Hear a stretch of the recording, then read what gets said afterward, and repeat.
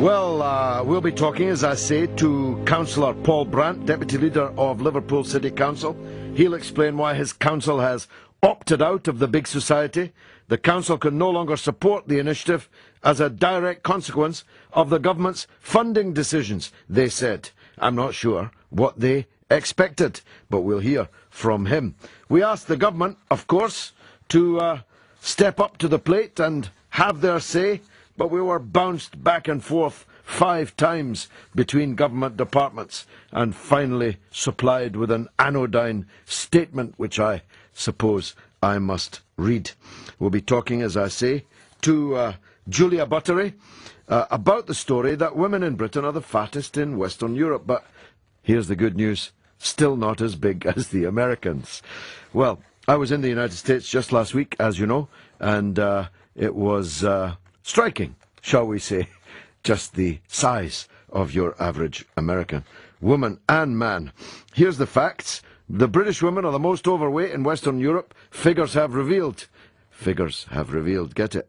Despite the unwelcome honour, however, they're still not as big as their US counterparts. Meanwhile, men in the UK have the joint 4th highest fat levels, behind Ireland in top place. So Irish men are the fattest in Western Europe, and Spain and Andorra come right behind them. Ho-ho!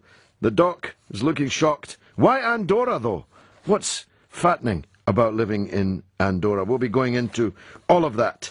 And, of course, this was in the news today because there's a supersize epidemic. Every ambulance service in the country has been forced to buy special kit to deal with the obesity crisis because wider stretchers, cushions and hoists have been purchased to cope with bigger patients. It's amazing. How did it happen?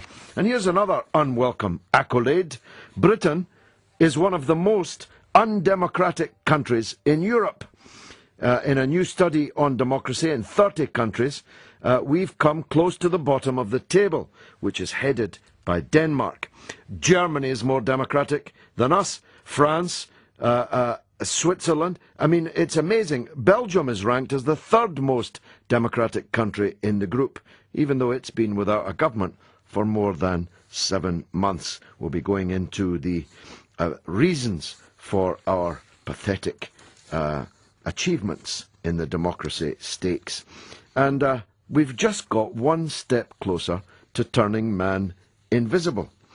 I believe it or not, there is a cloak, which is actually a lump of calcite crystal, which can make objects like pins and paper clips disappear from sight.